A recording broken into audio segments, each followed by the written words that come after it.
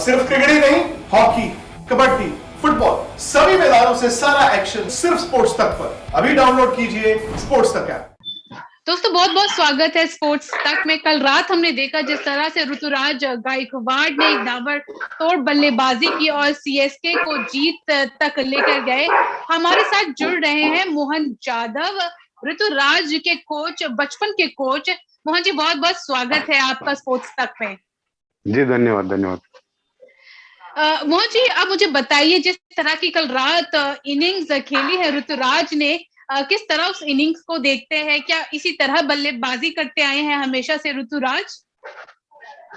जी हमेशा से। एक्चुअली जो इनिंग कल उसने खेली है वो इस टाइप की इनिंग हमने बहुत देखी, उससे बचपन से देखी जा रही। और वो उसका जो एक्सपीरियंस तो ऐसे इनिंग खेलने का था वो आज उसको काम आ गया ऐसा लगता है, क्योंकि उसका जिस लेवल पे अभी वो खेल रहा है वो लेवल पे जो प्रेशर होता है वो प्रेशर उसने बचपन से हैंडल करके रखा है। क्योंकि जब भी टीम से वो खेलता था तो हमेशा कुछ ना कुछ तो उसके ऊपर जिम्मेदारी लेके ही खेलता था। तो उसका जो प्रोसेस है वो आज उसको काम में आ गया ऐसा लग रहा है। सर आप उसके साथ बचपन से जुड़े थे, आपने उसको देखा जब वो एकेडमी में, दिलीप वेंगसरकर एकेडमी में आपके पास आए। किस तरह से उनका गेम बाकी बच्चों के गेम से अलग था? उनके क्रिकेटिंग जर्नी के बारे में बताइए। कितने वर्ष के थे जब वो दिलीप वेंगसरकर एकेडमी में आए? एक्चुअली वो जब 11 साल का था तब वेंगसरकर एकेडमी में सिलेक्ट हुआ था। हमारा वेंगसरकर एकेडमी का जो सेटअप है वो एक बहुत ही बेहतरीन सेटअप है। वो सेटअप से और प्रोसेस से बच्चा धीरे धीरे सीख के जाता है। ये बच्चा बचपन से इतना ही दिमाग से इतना स्ट्रांग था कि वो ऐसा लगता था कि ये आगे जाके एक अच्छा क्रिकेट खेल सकता है। और ये खेलते खेलते उसका एक हम लोग तो सिखाते हैं, हर कोच कोई बच्चे को सिखाते रहता है, लेकिन एक बच्चे का अंदर एक अलग लेवल का सीखने का एक तरीका होता है और आगे खुद को लेके जाने का एक तरीका होता है। ये इसमें बहुत ही ज्यादा था, क्योंकि हर चीज वो जो भी हम लोग सिखाते थे हर चीज वो नोट डाउन था डायरी से, और उसको वो रिपीट के जो दिल से वो उसको, और मैच में उसका वो कोशिश कर सीखा है वो मैच में मैं कैसा करूँ। ये सब चीजें उसकी बचपन से चलती आ रही थी। तो आज उसको मुझे ऐसा लग रहा है कि वैसा थोड़ा इजी जाता होगा, क्योंकि लेवल लेवल वो आगे आगे जाता जा रहा है, लेकिन वो जो प्रोसेस है उसका बहुत इम्पोर्टेंट था। प्रोसेस बहुत इंपॉर्टेंट था। जिस तरह से ऋतुराज अब फैमिली से आते हैं, उनकी मदर एक टीचर है, उनके फादर शायद डीआरडीओ में एक ऑफिसर है। जी पढ़ाई जी। पे फोकस शायद उनको चाहिए था कि बच्चा पढ़ाई पे फोकस करे। तो जब ऋतुराज ने क्रिकेट खेलना स्टार्ट किया तो क्या फैमिली से मनाही थी कि क्रिकेट नहीं खेलना है? वो थोड़ा बताइए। जी मनाही कभी नहीं थी, मनाही की बात ही नहीं थी। वो हमेशा उसको सपोर्ट करते थे। एक्चुअली जैसे हर एक का होता है, जैसे वैसे उसके भी पहले कुछ उसके माँ बाप ही थे। उसको क्रिकेट में रुचि देख के उसने सब कुछ उसको प्लास्टिक बैट से लेके बॉल से लेके सब देने की कोशिश की थी। और वो जैसे जैसे आगे गया वैसा वैसा वो उसको सपोर्ट हमेशा करते थे हर एक चीज में।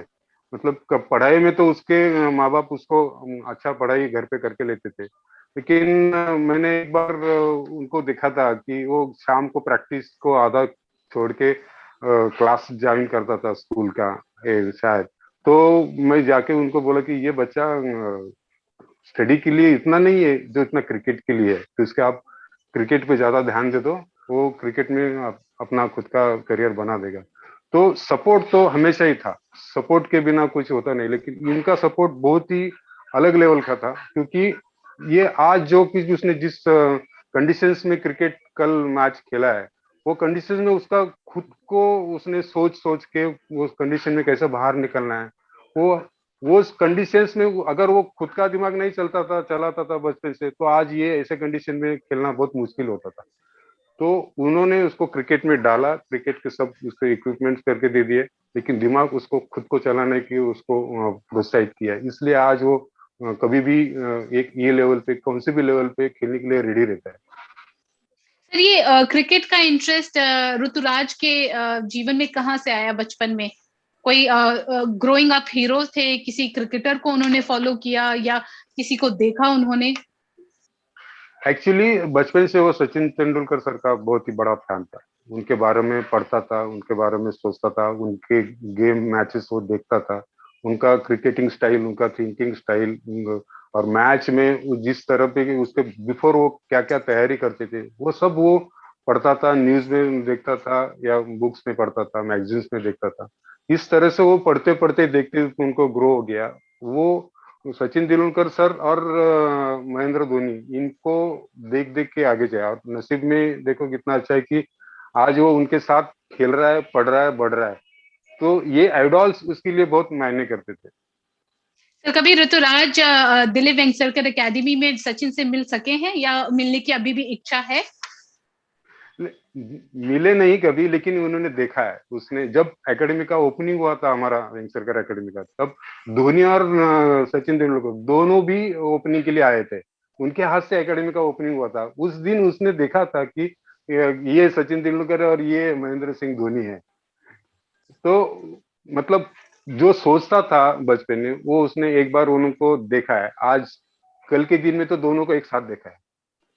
तो कल जब दोनों को देखा तो क्या, जब ओपनिंग हुई थी दिलीप वेंगसरकर एकेडमी की, तो उन दोनों को देखकर कुछ बोला था आपसे ऋतुराज ने?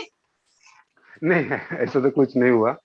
एक्चुअली आजकल हम लोग ज्यादा कनेक्शन रखते नहीं, क्योंकि जिस लेवल पे वो गया है तो वो कुछ उसके प्रोटोकॉल रखने पड़ते हैं। और वहाँ पे बहुत दिग्गज लोग है उसके साथ है, तो वो अच्छा ही करेगा ऐसा लगता है हमको। तो जिस तरह से उनकी परफॉर्मेंस रही है आईपीएल में, चाहे फर्स्ट फेज में रही हो, रेगुलरली 50s आ रहे हैं, कल भी आपका 50 प्लस 88 आया है, तो आप उनको देख रहे हैं आगे जाके उस स्कोर को बड़ा करने का, सेंचुरी में कन्वर्ट करने का? एक्चुअली सेंचुरीज तो वो बनाते रहते हैं। उसका गेम ही ऐसा है कि वो कभी रन्स बनाता है समझ में नहीं आता।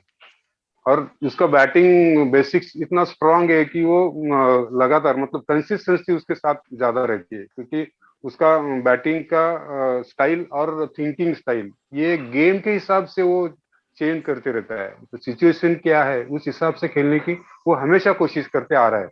इसलिए उसका ये जो कल का जो सिचुएशन आया था, प्रेशर जो आया था, वो हैंडल करने को थोड़ा उसको इजी गया होगा। द्रविड़ और धोनी का कितना इम्पैक्ट रहा है? जो दोनों के अंडर खेले हैं, द्रविड़ के कोचिंग के अंदर वो श्रीलंका में थे, 2 T20 खेले हैं, धोनी के साथ काफी अरसे से सीएसके से जुड़े हैं, कितना बड़ा अहम रोल रहा है दोनों का उनकी करियर में? बहुत ही बड़ा, बचपन से वो रोल कर रहे, निभा रहे। ये खुद उनको देखता है, वॉच करता है, और थोड़ा अपने पास भी थोड़ा होना चाहिए, ऐसा वो सोचता आ रहा है।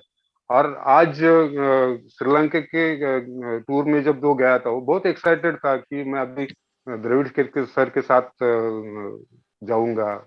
अंडर 19 में जो था वो चैलेंजर ट्रॉफीज के लिए, या 19 के कैंप में, तभी दो द्रविड़ सर उनके साथ थे। तो तब भी वो बहुत एक्साइटेड था। लेकिन इसका आगे जो कुछ भी आदमी खड़ा है, जो कुछ भी लेवल पे लोग हैं, तो उनको भी वो अपने दिमाग से एकदम न्यूट्रल होके सुनता है, पढ़ता है, और उनसे लेता रहता है। इसके कारण है ना, वो ऑन द स्पॉट एक्साइटेड कभी नहीं रखा रहता है वो। इसलिए वो सिचुएशन ज्यादा अच्छी तरह से हैंडल करने की उसको आदत हो गई है। तो ये सब बड़े बड़े जो स्टार्स जिसको आइडॉल बनाया है उसने उसने वो सामने आते, तो उनसे सीखने के लिए भी वो एकदम स्टेबल रहता है।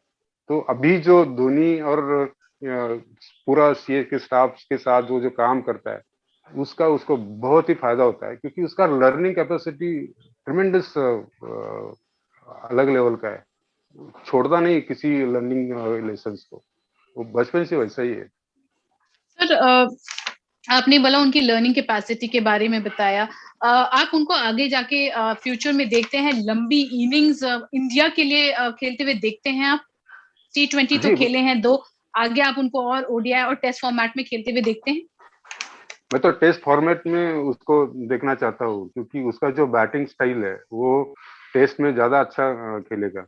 एक्चुअली उसको तो वनडे ज्यादा पसंद है, क्योंकि उसको सिचुएशन, फील्डिंग से जो कि लगाई उसके हिसाब से स्ट्रोक्स करना, कहाँ पे गैप्स ओरिएंटेड प्लेयर हो, इसके कारण उसको T20 और वनडे में ज्यादा इंटरेस्ट रहता है। और टेस्ट मैचेस में भी उसने हमारे क्लब के लिए उसने 300 बनाया है, 200 बनाया है, 100 तो बहुत बनाया है। मतलब वो लंबे इनिंग का प्लेयर है, हमेशा बचपन से लंबे इनिंग का प्लेयर है। मतलब उसके 16-19 में भी 200 250 बनाता था, 19 में उसने एक बार 309 रन बनाया एक इनिंग में। तो ये लंबे इनिंग्स का ही प्लेयर है, इसके कारण उसको मैं अभी उसको टेस्ट में भी देखना चाहता हूँ। सर आपसे लास्ट कब बात हुई थी ऋतुराज की, और अगर आपसे बात होगी नेक्स्ट तो आप क्या टिप्स और क्या एडवाइस देना चाहेंगे ऋतुराज को? बात तो हमारी आती, जब भी वो फ्री रहता है क्लब में आता है तब बात तो होती ही रहती है। मैं तो एडवाइस एक ही दूंगा, भाई बहुत अच्छा चल रहा है वैसा ही रहो, कुछ अलग मत करो। जो कर रहा है वो अलग स्टेट का है, अलग जो चाहिए टॉप लेवल के वही कर रहा है, तो इसी को कंटिन्यू करो, बस यही करते रहो तो आगे अपने आप जाएगा। सर बहुत बहुत धन्यवाद हमसे बात करने के लिए, हमसे जुड़ने के लिए। जी जी, thank you very much. Sports तक को सब्सक्राइब करना बिल्कुल ना भूलें। आप हमें फेसबुक, इंस्टाग्राम और ट्विटर पर भी फॉलो कर सकते हैं। और हाँ, हाउसएट ऐप को भी डाउनलोड करना बिल्कुल मत भूलिएगा, क्योंकि वहां लेजेंड्स को हराकर आप जीत सकते हैं 2 गुना कैश।